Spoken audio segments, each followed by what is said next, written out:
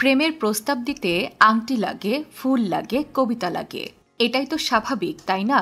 কিন্তু ফিজিতে প্রেমিকার বাবাকে যদি বলেন আমি আপনার মেয়েকে বিয়ে করতে চাই, উনি বলবেন দারুণ, তাহলে তিমির দাঁত কোথায়? হ্যাঁ, ফিজির ঐতিহ্য অনুযায়ী বিয়ের প্রস্তাব দেওয়ার জন্য বরকে তাবুয়া নামের বিশেষ এক তিমির দাঁত উপহার দিতে হয়। এটি কেবল সামান্য উপহার নয়, বরং এটি ফিজির সংস্কৃতিতে সম্মানের প্রতীক এবং এই দাঁত বিশেষ আধ্যাত্মিক মূল্য বহন করে। তিমির দাঁত পাওয়া কিন্তু সহজ ব্যাপার নয়।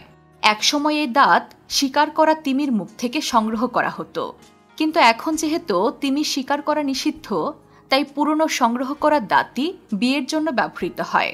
কিছু পরিবার তাদের পুরুষদের জন্য আগে ভাগেই তাবুয়া সংগ্রহ করে রাখে, যাতে প্রেমিকা পাওয়ার পর ঝামেলা না হয়। ভিউয়ার্স, চাইলে অবশ্যই আপনাদের প্রেমিকদের কাছ থেকে তিমির দাঁত চেয়ে দেখতেই পারেন।